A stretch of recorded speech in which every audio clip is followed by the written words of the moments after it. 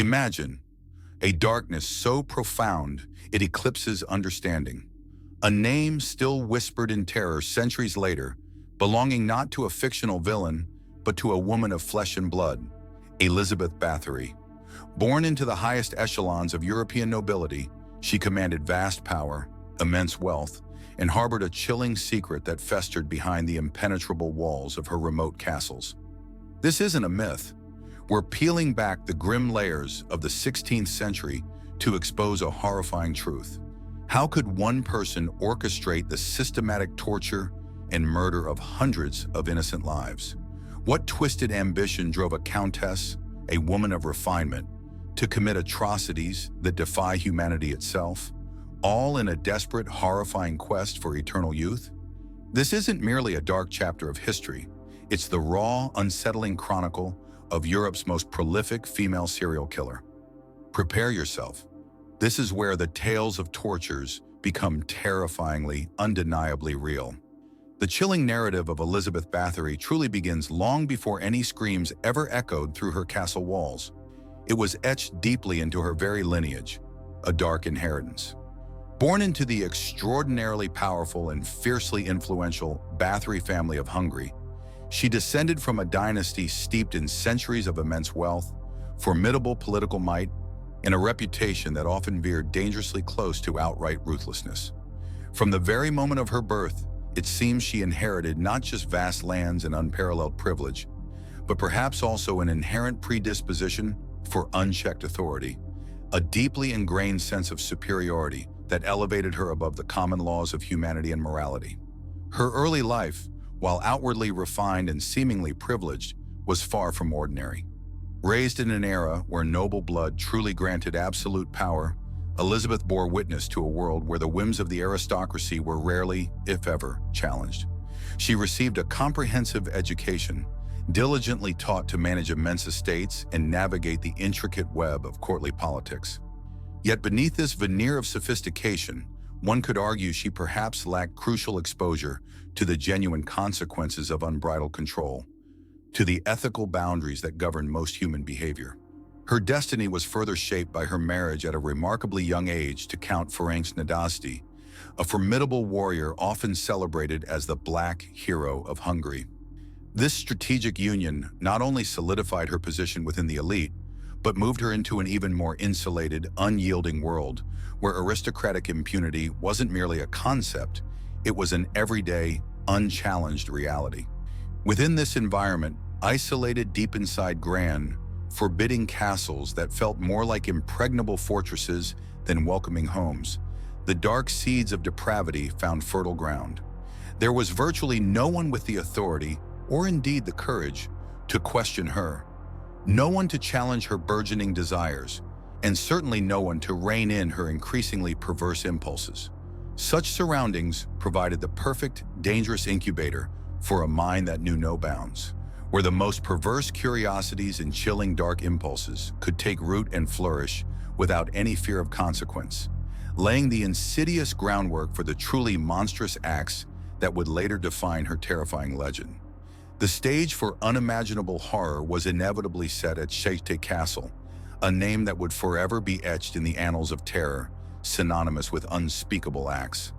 Perched precariously high amidst the rugged, mist-shrouded peaks of the Carpathian Mountains, this remote and imposing fortress wasn't merely a stronghold for defense. It became the very heart of Elizabeth Bathory's vast domain and, tragically, her clandestine private torture chamber. Its extreme isolation, further amplified by shrouding mists and dense ancient forests, only magnified its ominous presence, transforming it into a perfect, secluded theater for the unfolding nightmare. Within these formidable, echoing walls, Elizabeth's darkest impulses found grimly fertile ground for full and horrifying expression. A pivotal and terrifying shift in her behavior occurred after the death of her fearsome husband, Count Ferenc Nadasdy. His formidable presence, which had perhaps served as a subtle, however slight source of restraint, vanished entirely from her life. With his absence, Elizabeth became the undisputed, unchallengeable mistress of Csejte. Her will was absolute, her power unquestioned by anyone within the vast expanse of her feudal lands. She commanded complete and unwavering loyalty. Her word was unadulterated law, and her burgeoning, horrific desires were left entirely unchecked. The castle's ancient stones, its dark, echoing dungeons, and its most secluded, often forgotten chambers became the silent, grim witnesses to the unspeakable atrocities that would allegedly unfold within its very walls. Every hidden passage, every forgotten corner, seemed to absorb the suffering, creating an oppressive atmosphere of inescapable dread and utter despair for anyone unfortunate enough to be trapped inside. Csejte Castle, once a symbol of noble might, had transformed into a labyrinth of terror, a place where the horrifying tales of tortures weren't just whispered legends, but became a lived, agonizing reality. The true horror festering within Csejte Castle did not erupt in a single, cataclysmic explosion of violence. Instead, it was a slow, chilling, and insidious descent into absolute depravity. Her cruelty, at its nascent stage, was often cloaked under the guise of harsh discipline, a brutal, yet regrettably not entirely uncommon practice among the high nobility of that era.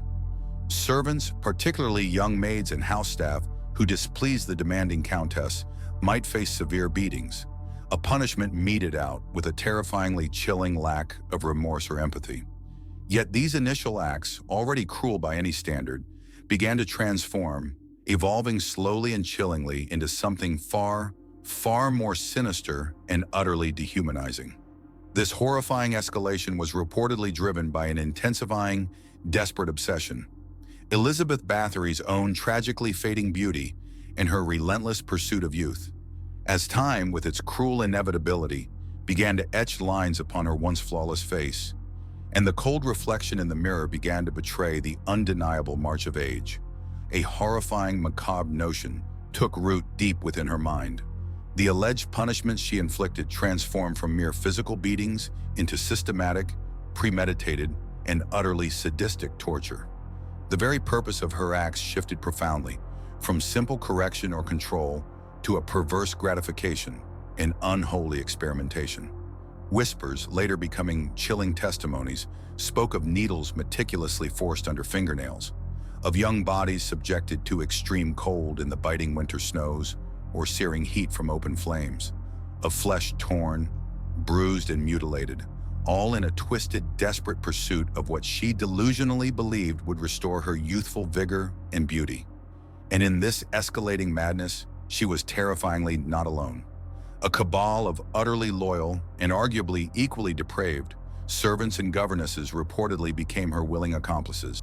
Figures like Ilona Harchi, Dorota Countess, and Fichko, whose own moral compasses seemed utterly shattered by their mistress's will, enabled and actively participated in her horrifying experiments. They were extensions of the Countess's monstrous will, her instruments of torment.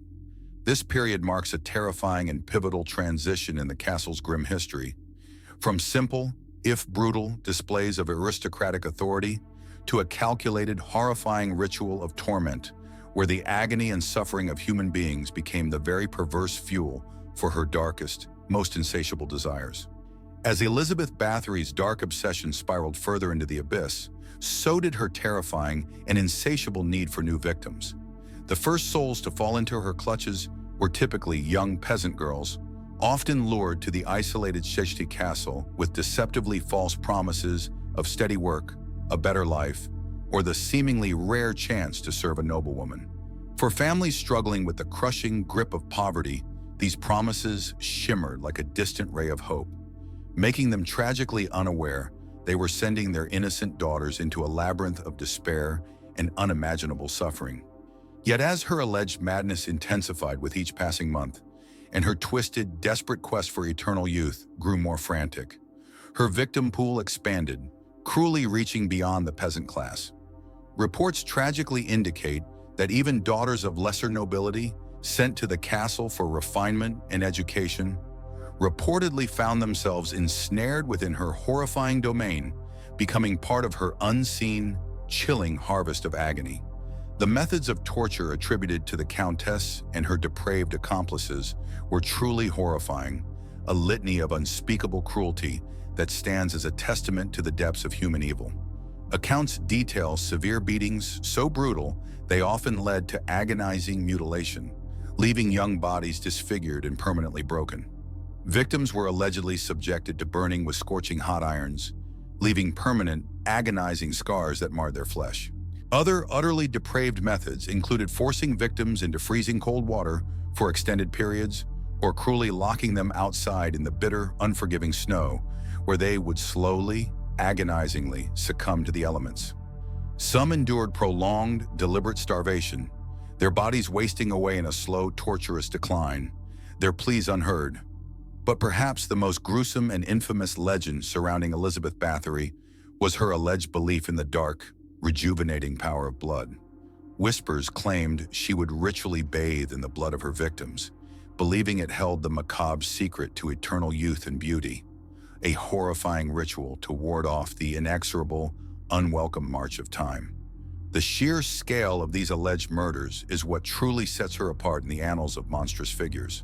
Though precise numbers remain a subject of morbid historical debate, the hushed whispers of the time and later chilling testimonies suggest her victims numbered not in the dozens, but potentially in the hundreds. This paints an utterly chilling picture of an unseen harvest of agony, carried out in secret, shielded by power, where countless young lives were brutally extinguished to fuel one woman's monstrous, insatiable obsession. These were the true, horrifying tales of tortures, whispered only in the deepest, darkest shadows of her castle. I've taken the next two sections of your script and polished them to enhance the narrative detail, deepen the suspense, and ensure a seamless flow, all while adhering to your requirements for TTS suitability, lack of repetition, and English-only output. This expansion aims to lengthen these parts slightly to meet your video duration goals. For decades, the monstrous reign of Elizabeth Bathory remains shockingly unchallenged, a dark secret meticulously protected by the impenetrable shield of her immense power, vast wealth, and undeniable aristocratic privilege.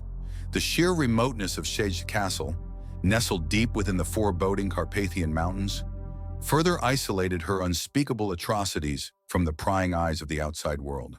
The pervasive terror she instilled among the local populace, combined with a deeply ingrained fear of brutal retribution, ensured that the horrifying truth remained confined to hushed, fearful whispers, rarely daring to cross the lips of even the most courageous. No one, it seemed, dared to speak openly, to accuse or to openly challenge the fearsome Blood Countess. But even absolute power, however formidable, eventually finds its limits. And every secret, no matter how carefully guarded or deeply buried, eventually begins to fray at the edges, slowly revealing its hideous core. As the years inexorably turned into decades and an alarming number of young girls vanished without a trace from the surrounding villages and hamlets, the hushed whispers gradually swelled, transforming into desperate, collective pleas. The horrifying scale of these disappearances became too vast, too consistent to be dismissed. The gruesome tales, though distorted by layers of fear and fragmented by rumor, began to leak insidiously beyond the castle walls, infecting the very air with a creeping dread. It was a slow, agonizing process, a relentless chipping away at the Countess's shield, but the profound darkness could not remain entirely hidden forever. Eventually, these horrific, almost unbelievable reports, courageously carried by brave or perhaps simply desperate souls, finally reached the ears of local Protestant ministers. These men, driven by an unshakable sense of conscience and a profound commitment to justice, truly grasped the immense gravity of what was being alleged.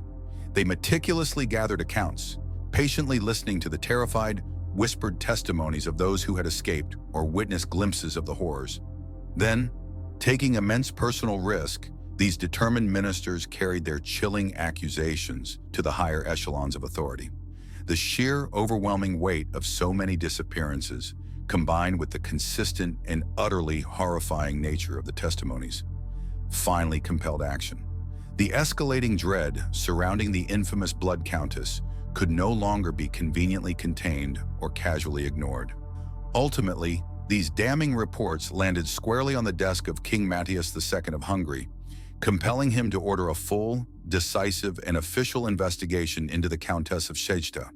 The net, slowly but surely, was beginning its inexorable close around her, Compelled by the undeniable mounting evidence and the horrifying whispers that had become a roar, King Matthias II dispatched his most trusted official, Count György Thurzo, a powerful Palatine and, by a cruel twist of fate, Elizabeth Bathory's own cousin.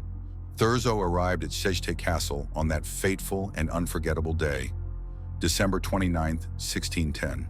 What Thurzo and his men discovered upon breaching the castle walls was a scene of unspeakable, visceral horror that would forever haunt their memories and stain the castle's history. It was not merely a noble residence, it was a charnel house, a grim testament to unimaginable suffering. They found not only the grim, undeniable evidence of meticulously designed torture chambers, an array of sickening instruments of torment, and scattered, decaying human remains, but most chillingly, living victims still suffering the last agonizing stages of their torment, alongside freshly deceased bodies, some still warm. The investigation that immediately followed was swift, brutal, and unflinching, quickly unearthing the full, horrifying extent of Bathory's alleged reign of terror. Dozens of witnesses, summoned from the terrified local populace, gave chilling and consistent testimonies that painted an utterly damning picture of systematic cruelty. These accounts detailed years of ritualistic torture, cold-blooded murder, and the unspeakable depravity perpetrated by the Countess and her inner circle of monstrous accomplices.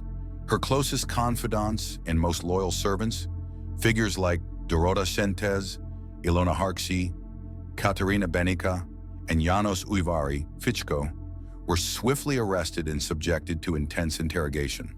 Their confessions, though extracted under duress, were chillingly consistent in their horrifying details, painting a damning, irrefutable portrait of their mistress's utterly monstrous acts and confirming the absolute worst of the rampant rumors.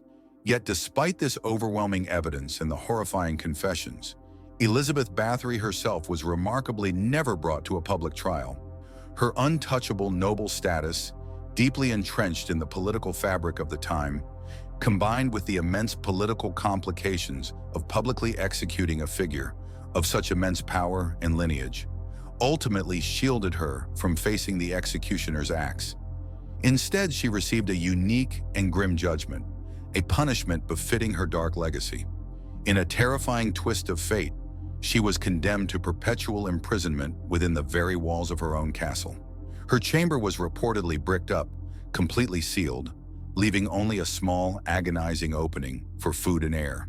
The Countess, who had inflicted such unimaginable torment upon others, thus became a prisoner in her own fortress of nightmares, confined to a living tomb until her very end, isolated with her horrific memories. In 1614, after nearly 4 years of desolate, solitary confinement within the grim, unyielding walls of Csejte Castle, Elizabeth Bathory finally met her end. Her long and terrifying saga concluded not with a public execution, but in the chilling silence of her sealed chamber, a prisoner within her own fortress of nightmares. The true full extent of her alleged crimes, shrouded in secrecy and deliberately obscured by the destruction of many records following her death, remains a subject of morbid fascination and intense historical debate even today. The precise number of her victims, though often whispered in the hundreds, may never be definitively known. But regardless of the exact figures, her story transcended mere historical fact, rapidly evolving into the terrifying, enduring legend of the Blood Countess. This isn't just a tale of the past.